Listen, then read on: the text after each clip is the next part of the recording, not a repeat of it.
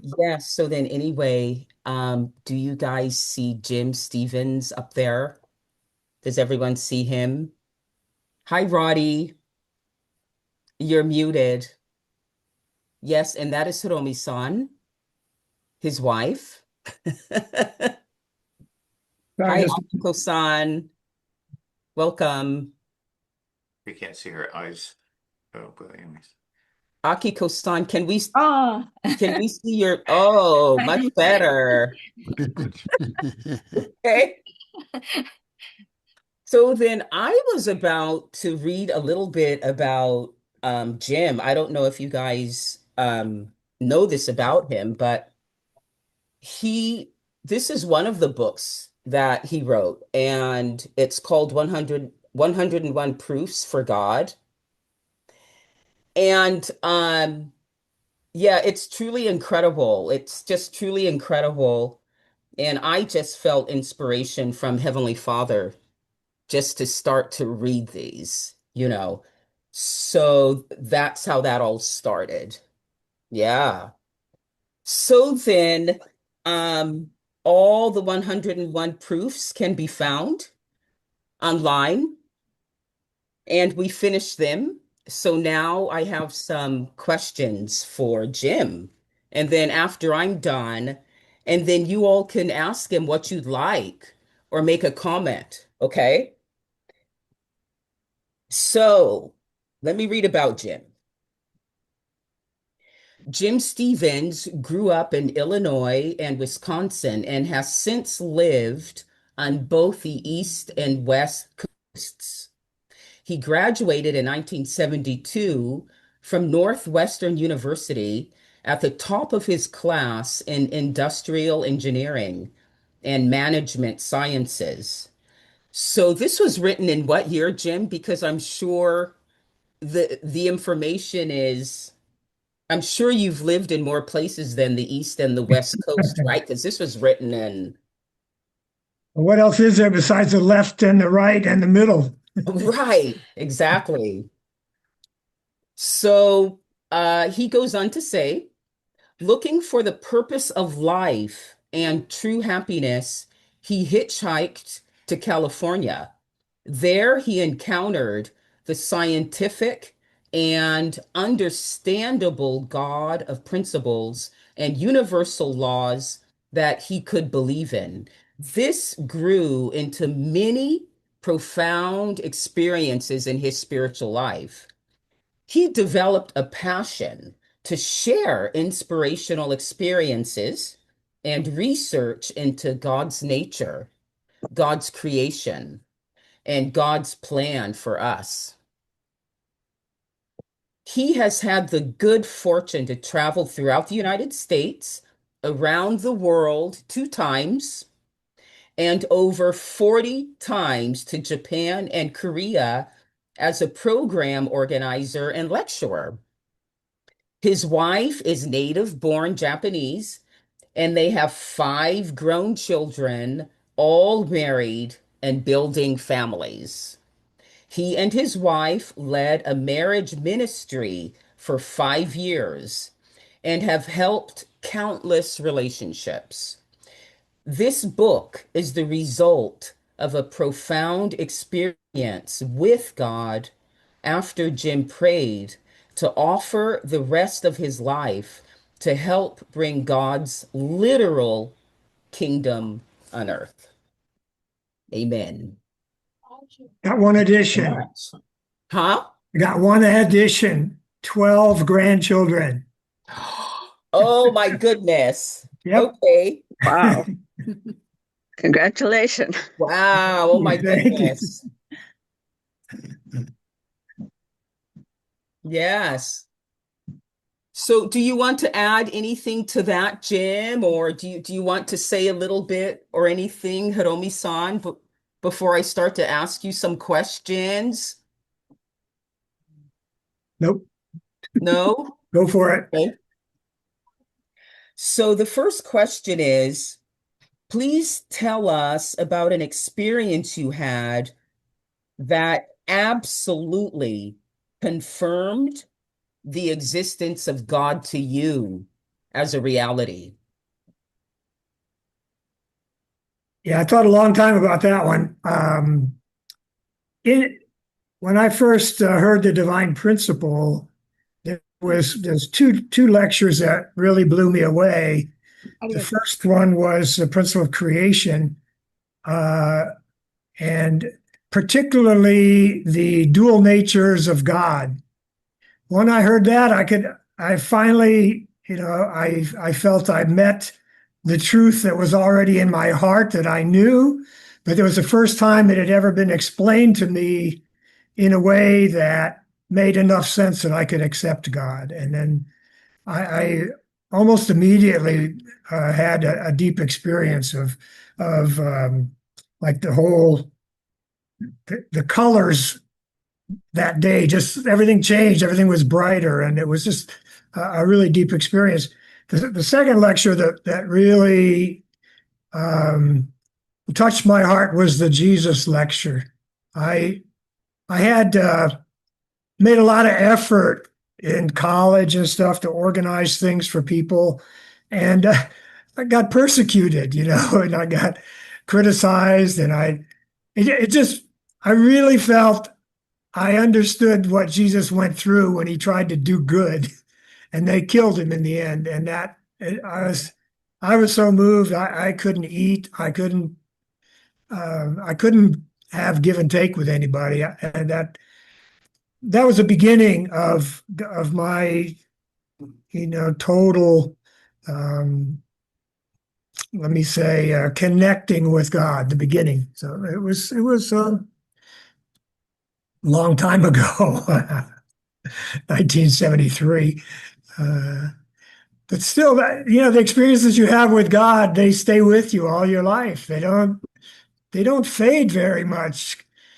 I can't remember what I had for breakfast, but I can remember my experiences with God. Wow. Kind of funny. But no, it's great. It's great. And I come to believe that in God's original ideal, we should have experiences with him like that every day, all the time. We live cut off to a large extent from God. Yes. Thank you. And while we're listening, you can take notes, you guys, and ask questions. I'm sorry, go on, Jim. No, I was finished with that thought, but Okay. I feel funny. You saying people can take notes. Oh, no, I mean, because, You can even write as down questions. Yes. yes, There you go. yes, There you go. yes. Because even as I'm listening to you, I'm thinking of things I would like to ask you, but yeah, I want to give everyone a chance. Sure. Okay. Well, can you tell us about a time that God taught you something in a way you were not expecting? Yeah. Yeah, I got a good one on that. Um, I was in either Nebraska or South Dakota to give a workshop. And I was praying before the lecture, and I got to the section on growth.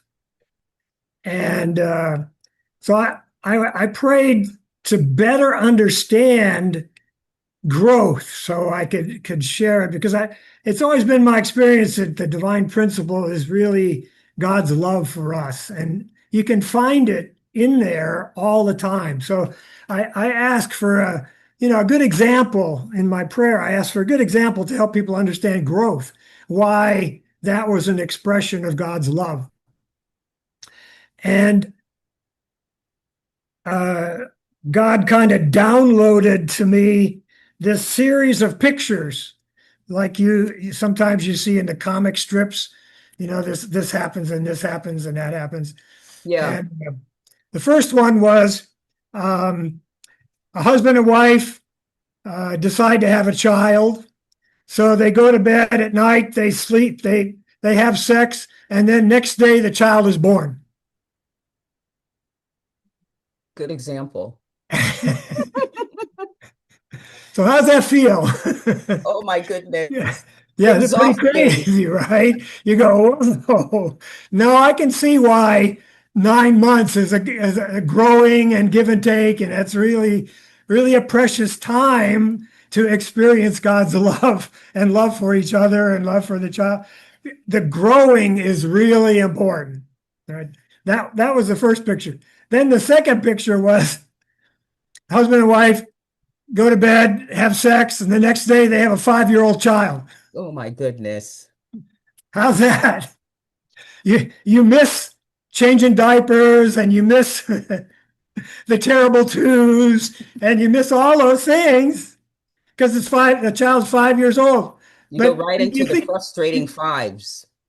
what's that? The frustrating fives.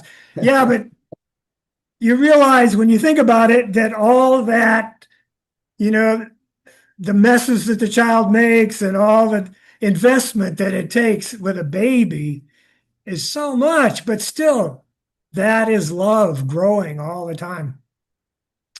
And then the third picture was they go to bed and have sex, and the next day they have a teenager. My goodness. So how's that? Or they have an adult the next day. You know. So I really felt that the way God created is the best, and it's we can take all of life as an expression of God's love if we understand it that way. And it's very, very precious. Every relationship is so precious, uh, you know, if we do it with God, of course. Next question. Wow. Okay. Um, yes, I wanted to ask if you could share about your shed. My what? Your shed, the shed on your land. What? So, do you remember I can't catch the word. shed? You know, Your I don't remember that story. Oh, You okay. better tell that story. I'll remind you. Okay. So I was doing some practice shooting on Jim's land a few summers ago. I have a shooting range in my backyard. Yes. Okay. And you were telling me about like a shed that you were building and how I don't want to say the good part. But you said that you had, like, God helped you to build it, or the angels helped you to build it because it was crooked. Like there was something wrong with it. And then you got some inspiration. Like they told you you have to change something, like to straighten it out. You don't remember? It still doesn't ring a bell. Oh, I'm no. sorry. Yes, I remember you were showing me the shed, and then you said how, because you had built it, Yeah. and then there was something sort of you didn't realize, but there was something wrong with it, and you said you like the angels or God helped you to say you have to build it this certain way. Like to still you don't remember? Oh, wow. I'm sorry. Oh, It okay. probably happened. I didn't lie to you. Wow. But I mean, I don't know if other people do, but I get, communications all the time. Thoughts come into my mind. If I'm trying to figure out how to do something, I'll get ideas that just pop into my mind, and I go, "Thank you." I don't know who did it, but it wasn't my mind that created that idea. It just came in there. So I think all of us have lots of angels or other spirits that help us, give us ideas if we pay attention. Hmm. Do you remember one that happened recently that you can share with us? Whoa. I'm sorry, I know Yeah, you I didn't didn't ask you that prepare me for before. that one. Recently, why don't we go to the next question? Okay, okay. So the next one is for us. So, what would you say are key things that we need to do in order to start feeling the reality of a loving God in our daily lives?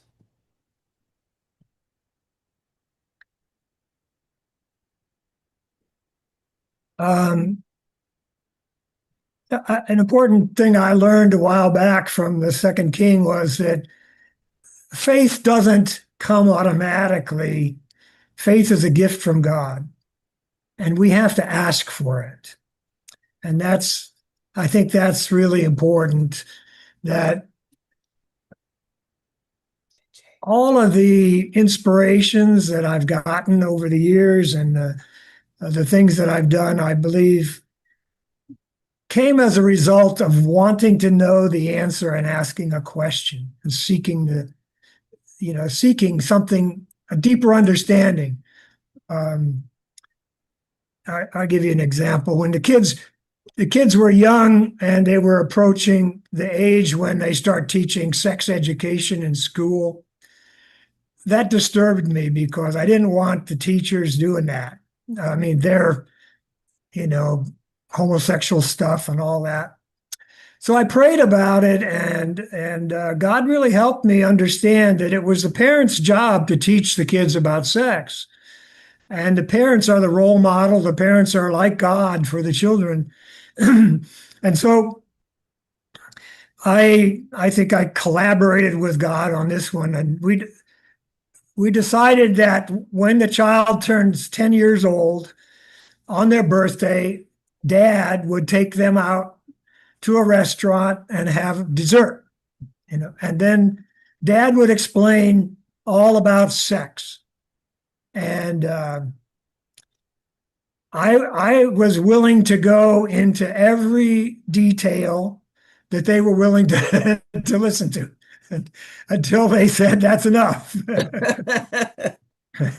I mean, you can imagine I was descriptive about what mom and dad do, how babies are born.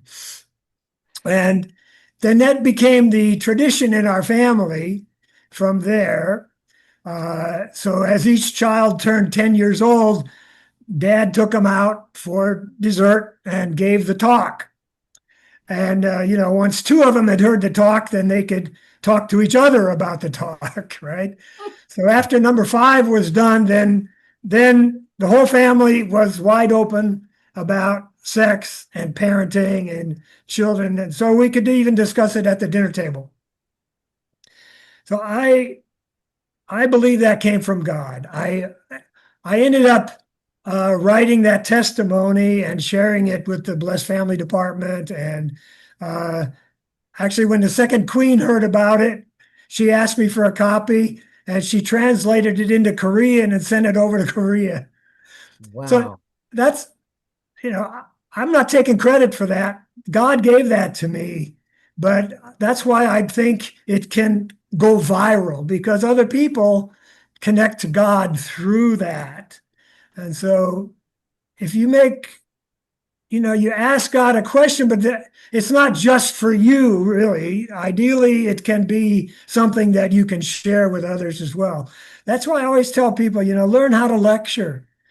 Or if you're not going to learn how to lecture, at least learn one section of the divine principle, like the four fallen natures. Learn that, and then be able to understand how to apply it in your life and share it with other people. And that was, in my book. I I don't know if you all heard my testimony about where the origin of the book was. Let me explain that quickly. I was 62 years old. I was thinking, okay, my life's going down from here. And, the end is coming. What can I do for God for the rest of my life? Whatever I got left, how can I offer it? So I prayed that prayer, and then I got this overwhelming feeling from God of loneliness. Mm. Just the whole universe God is so lonely. Mm. And the words came, my children don't know me. Mhm. And I just, I realize that's so true. Who, who understands God? Who thinks about God all the time? Who has a parent relationship with God? And there's people out there trying to deny that God even exists. And it's actively, trying to. So anyway, from that, I decided I wanted to help people realize that God exists. And then from there, they can go forward to build a relationship with God once it's proven to them that God exists. So that was, where the origin of my book came from. So I just started, and I didn't know where it was going to go. I went on. I started a Google blog, and I did proof number one, and it turned out that was pretty appropriate, male and female. There's only male and female. Um, but as time went along, I would finish a proof, and right away I just pray, okay, what's next? And I would start researching. I just look here and there and everywhere for something that was interesting.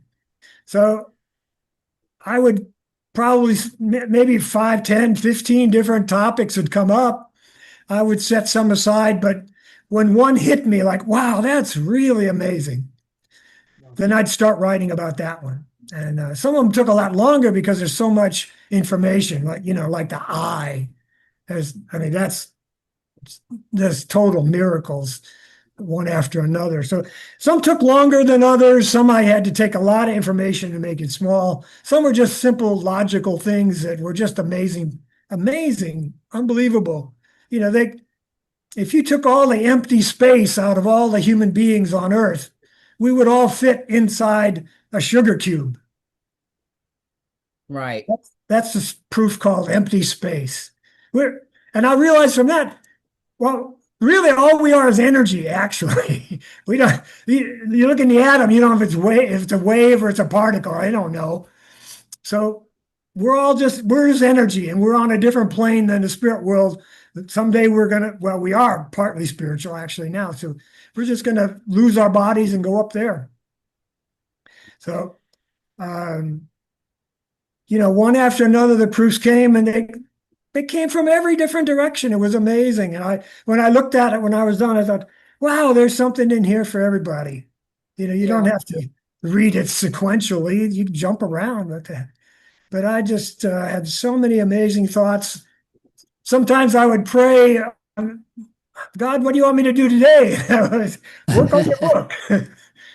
So, it's been a while that was finished, and I always get good comments. I always, appreciate it. I don't know how many people have been influenced so far, but I had one guy write me and said I saved his life. He was thinking of committing suicide.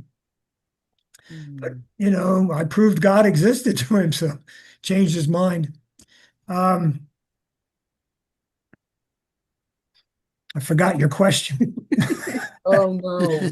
Got carried away Yeah, there. I Sorry. sort of did too. You said two things Um, about two things about. oh yes. They were yeah, key things that we should do in Oh, order what we to could start. do. Yes. Yes. Yeah, faith. Build your faith, and the other is speak the principle. Mm-hmm. Speak, and it doesn't have to be divine principle. It could be a proof for God. It could be, but a lot of people won't talk about politics or religion. So they kind of push you off. And so we get intimidated to talk to people about God. But you'll be surprised that people actually do want to talk about God, but they don't want to be pressured, you know. So And it start those conversations. Yeah, and I think We'll it, figure out a way to do it naturally, you know. yeah, I think also like the context that you presented God, it makes people because there's like different approaches you can use, but when you're using things in nature, this is what really blew me away about the book. For example, the acacia tree and the ants.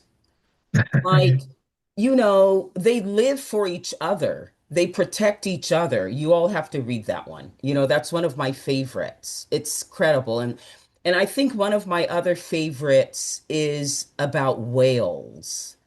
As they swim deeper. And I didn't know any of this, until I read the book, but as they swim deeper, their internal organs change. Can you imagine? Can you imagine their their I don't know what it is. I can't remember now. Their digestive system or their respiratory system changes so that they could be deep underwater and not hurt themselves, be damaged. Can you imagine? Like your internal organs just change? So, I mean, come on. The one thing I always remember about that proof was the way they feed their babies. Because they're mammals, they feed the babies milk, but you can't squirt milk out in the ocean, so they squirt toothpaste kind of stuff, milk, like toothpaste. Yes. Yes. Yeah, that kind of stuff just blows me away too. I mean, giraffes, camels, all those are just. I feel like children just would love those and really relate to those. Yes. Well, gosh, I think at this point I'm going to open up the floor to whatever you all would like to say. Um, yes. If you'd like to make a comment or ask Jim a question or Hiromi-san a question. Okay. Yeah. My other book is doing good. My book about True Father's life. I don't know if you all heard about that one. No, No. I Oh, you haven't. haven't? Hang on a second. And also prayer book.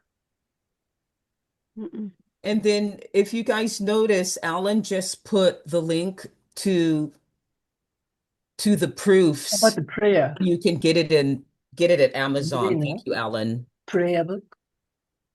Mm. Yeah, I'm sorry, the link I put in is 1999.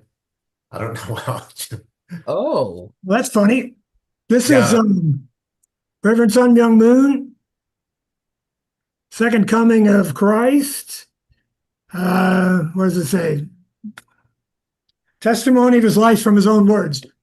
I took all the articles about Father's life in his own words from Today's World magazine many years ago, and I put them into this book, and it's very dense. Father is amazing. His life is incredible. It's got a lot of pictures. It's all black and white though. That's the problem.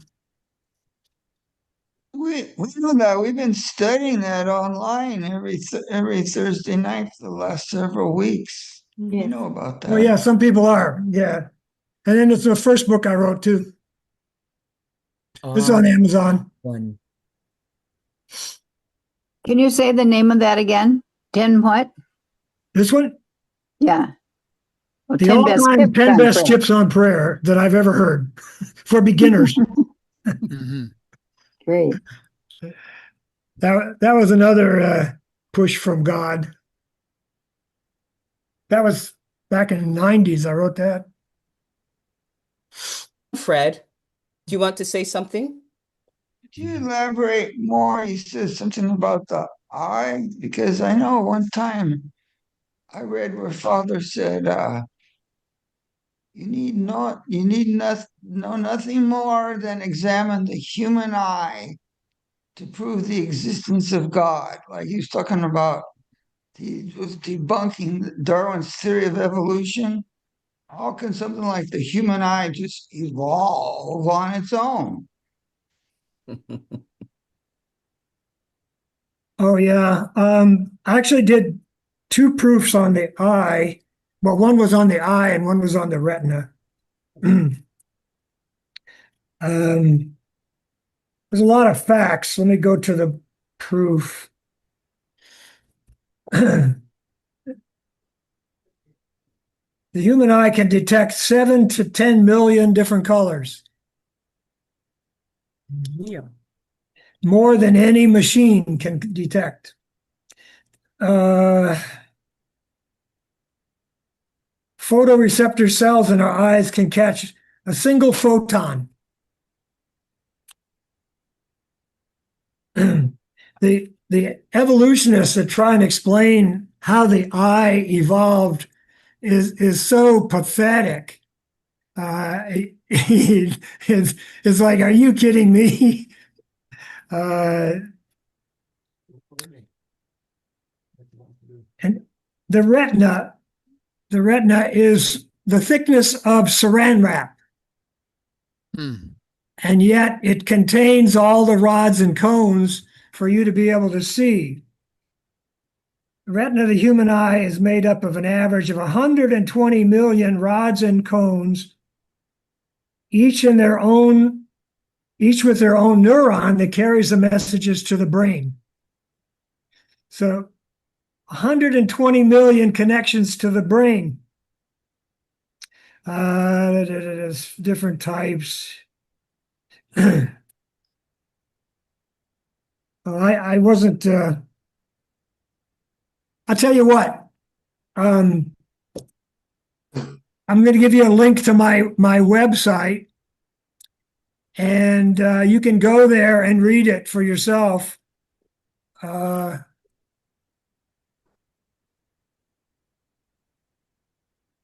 Let me just put this in the chat. Oops.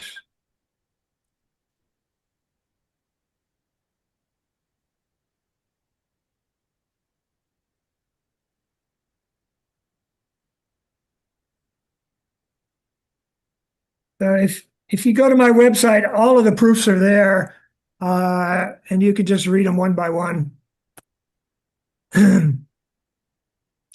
So there's one on the eye, and there's one on the retina, as an example. I mentioned that I blogged them first. I wrote them all and one by one, and I put them up on a blog, and then I made a book out of it. So this website will take you to the blog, each of the blog posts, and in some ways it's better than the book because the book is in black and white and doesn't have that many pictures, but the blog has a lot more pictures that I found to to enhance the proof. So, and it links to videos and things like that as well. So you can use that, or you find a good one, you can send it out to your friends. Hey, look at this.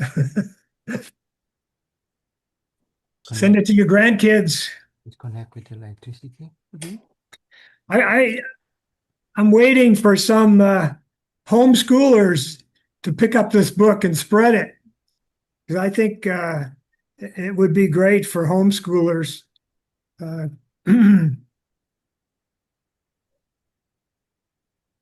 have a question. Yeah. Hey, Jim, from animals and plants, what is it among them? What is it? What? What from animals and plants, what among, if you had to choose one that really touches a person's faith in God, which animal or plant would that be? Really, I'm sorry, really makes it difficult to believe in God? Opposite. No, that on the contrary, that Oh, makes it easy to believe in God by observing them. Animals and plants. Well, that's a big Um, question. Now, I did one proof on pollination, I think it was called. Pollination. Pollination. Let me look. Huh? I mean, yeah, pollination, number 51. Uh, pollination is unbelievable. I mean, there are some plants where you've got to get the pollen way, way down inside, and the timing has to be perfect, and or you've got to have the exact right kind of insect to come along to pollinate that plant. It's unbelievable how complicated it is. Or the wind has to blow the pollen Yeah. to the plant. I mean, it's like how evolution could possibly take place with that kind of odds against it is amazing. Yeah. Jim? It's I incredible. have, One thing after everywhere you look. Look Yeah. around your room. Everything there is proof for God. That was one of my proofs. Everything in your room. Yeah. yeah. Yeah, Well, Jim, Nothing how- nothing in your room was not created by somebody except you, supposedly. Yeah. Yeah. St. Paul said, that people who look at nature and says, well, this God does not exist, they have no excuse. Yeah. Yes. Sadly, that's true. Yeah. But it's Alan? Oh, I'm sorry. no, I don't need to say anything on that. No, Jim, so just generally for your 101 proofs, it's great. But how would you, as an overall thing, how would you address like a guy who says, I believe in science, and if you have given enough chances and enough time, I think that's the basic argument, right?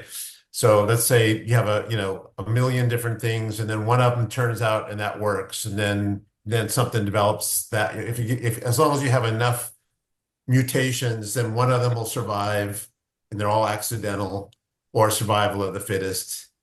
And Yeah. then Yeah, actually, I addressed that in one of the proofs that given enough time, actually, there are a lot of things that you can think about that won't happen given infinity.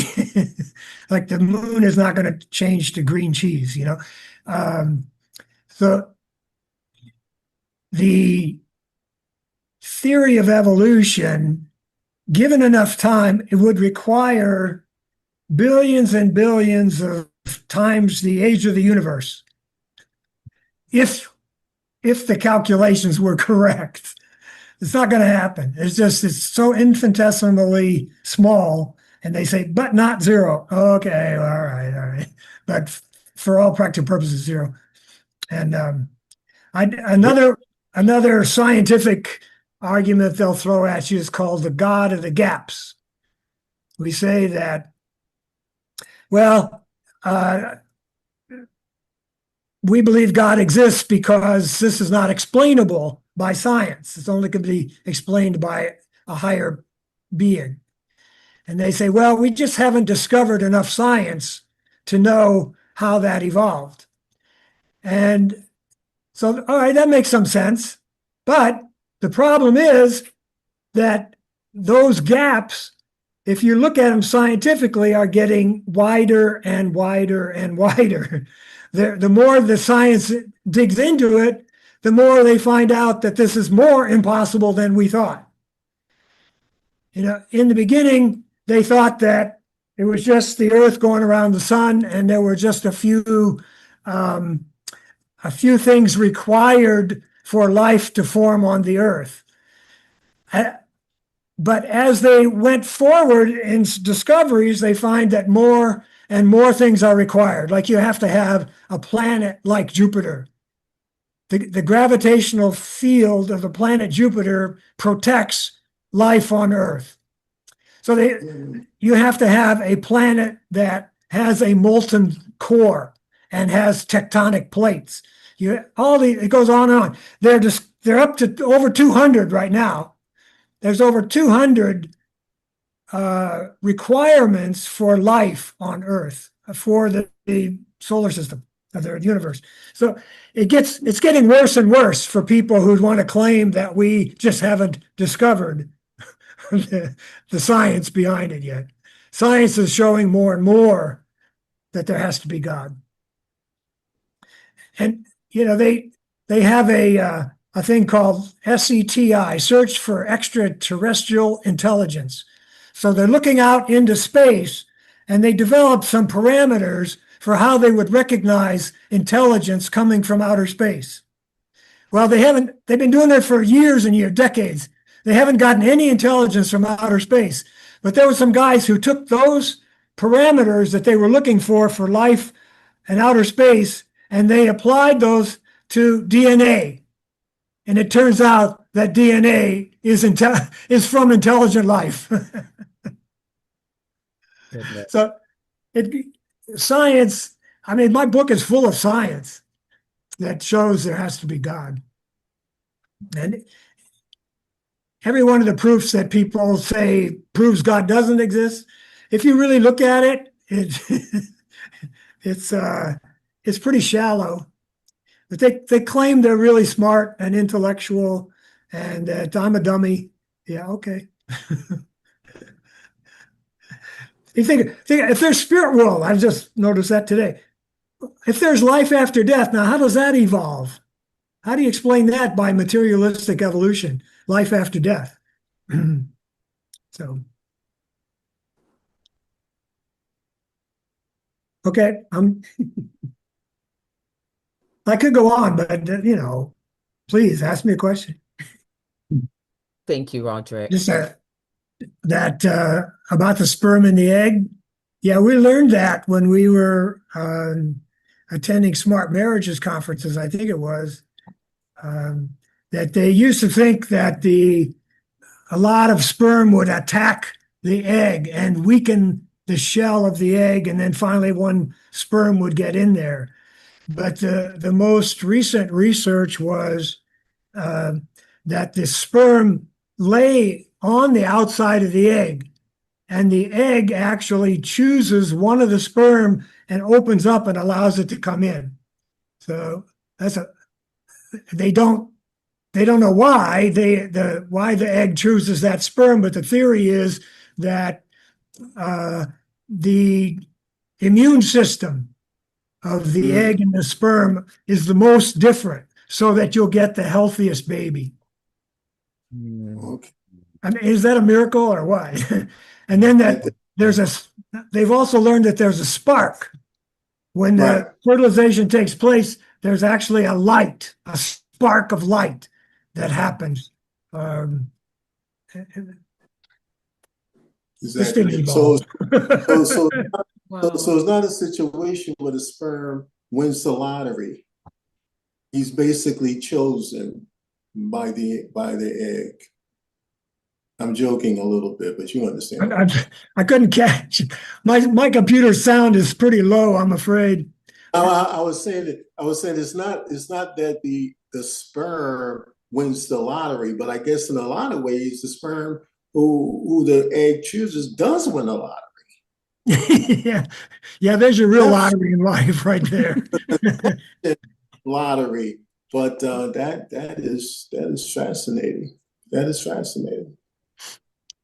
I had another experience with God when I was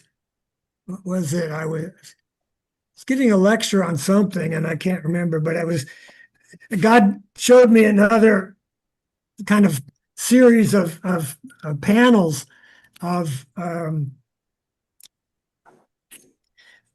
that God was intending to create, the creation, but the final creation was a woman, because that would be reproducing the image of God, right? So the woman is the final goal that God has.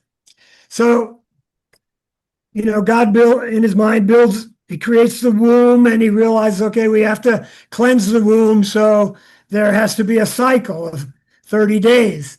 so that the, blood flows there and the fertility time it gets ready. If no egg is fertilized, then there has to be a cleansing process, right? So the woman can only get pregnant for a few days every month.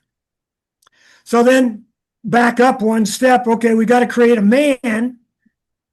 But if God's thinking, if I create the man with a fertility cycle of only a few days in a month, what if two people get married and their fertility cycles never match up? They could never have kids.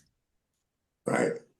So God's realized, I have to make man fertile every single day. Otherwise, it's not possible. It wouldn't work out very well for the woman to get pregnant. So, and of course, you've got to replenish the supply of sperm. So a man's body is producing, 100 million sperm a day. And it builds up. So God knows that a man, after he has sex and ejaculates, 3 days later, he's all ready to go again. That's the way God made it. A lot of sisters are thinking that, my husband's fallen nature. He wants to have sex all the time. No, that's the way God made him. He had to make him that way so that you could have babies. I was so happy to hear that. Yeah. So, Makes and sense. when Father said we have Well, I'm sex sure in the your spirit brothers world, are happy wow, too. great! I'm glad we have sex for all eternity. This is fantastic. Father said so many things about sex. You just do a search. Chun Sung Kyung. It almost never stops. It's incredible. So we love that. My wife was the first Japanese woman to ever talk about sex in America publicly. It's They had an educators conference in Barrytown, and our topic was sex, and the room was packed. absolute. Absolute sex, of course. I'm so grateful. Your prayer and how to educate the children, and go down to the 10 years birthday, you start the sexual education. Yeah. It is amazing. And I myself, I couldn't really teach, and my, English still barrier, but raising, so many problems, but especially I was struggling with the TV. And did you have, once you can educate sexual education, maybe you can let children can watch TV, but I was always struggle, kids can learn wrong, sex education through TV. And how did you control your family? That's a little curious. We had a rule during the week, no TV. Oh, okay. Only on weekends. After homework. After homework on weekends, of course. And then the rule was each child got to watch 1 hour of whatever they wanted to watch. Okay. So We have 5 kids, so that was 5 hours of TV every weekend. I see. But they got really smart. What they do. copy. They would negotiate with each other a lot. And so my second daughter was the mechanical one, and she's a professor now at Duke. Anyway, she really learned how to control the VCR. So they could control, with a half-hour program, you're going to get commercials in there. So they could get 3 half-hour programs in 1 hour Oh, by using the VCR. And and they would also, okay, you want to watch this and I want to watch this, so who's going to claim it, It was a game time. Extended. Oh yeah, game time. We limited games. They understood the value of limiting games and stuff, so we didn't have a lot of pushback from them. That's the way it was. So, Thank you. yeah, Wow. that's a long time ago. Wow. Thank you.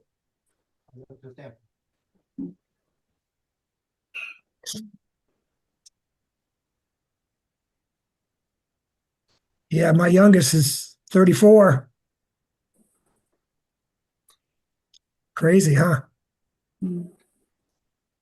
And I can see, you and your wife's relationship is so smooth, and but is there a way to some overcome or some breakthrough or some special experience?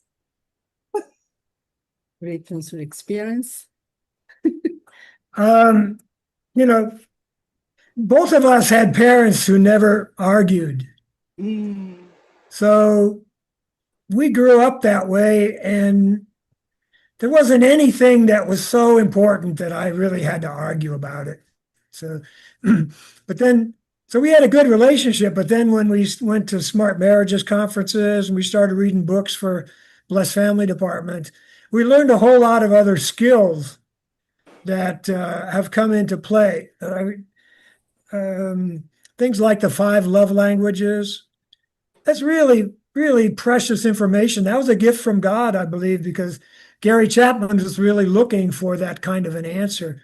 So we had all of our kids, they took the survey, the questionnaire, and we wrote down their scores for each of the 5 love languages, and we made a spreadsheet and we put it on the refrigerator. So we understood, okay, this person's physical touch, this person's quality time. Makes a big difference when you know about another person's love language. But then a few years after that, Gary Chapman did another book called The 5 Languages of Apology. They did research on 2,000 people they interviewed. What do you consider a genuine apology? And they put it all together and they came up with 5 different, surprisingly, 5 different things that people were considered the most important thing if a person was going to sincerely apologize. And so it turns out that if your spouse is apologizing to you, but it's not your apology language, you don't feel it's sincere. I see. That was a painful realization because you could be giving the most sincere apology you possibly can, but your spouse may just right over the head. They're not getting it. And just immediately you can see the problems between spouses, between parents and children, between friends, bosses, everything. You can see how everything is all screwed up because people don't know how to say I'm sorry in a way that can be recognized as genuine apology. We are really lucky because we have the same apology language. And it's the simplest one of I'm sorry. So that works for us because we relate to that. But if your spouse's apology language is, what can I do to make it better? And you're expecting your spouse to do something, and they don't have any idea that they have to do something besides apologize, it never works. It doesn't, you don't ever reconnect. Our relationship with God is broken. Our relationship with people is broken. How do we repair the relationships? And it requires an apology, repentance. That was very significant. And some people want to hear the words, I was wrong. Some people want to say, I was sorry. People want to hear, I will never again do it. I'll try never to do it again. That kind of thing. I gave a whole sermon in Virginia It's posted on my YouTube channel. If you're interested in that kind of thing, go there and just you can buy the book, but just to get a 1 hour overview, watch my sermon on that. My YouTube channel is Jim Stevens 5, the number 5, and I put up there a lot of videos of lectures and testimonies and things like that. You can watch, but that might really help your relationship. I found that to be one of the most profound books I've ever read, and it has ramifications for every relationship you have. Thank you. Thank you so much. Okay. Wow. You know what? We're going to have to conclude for now.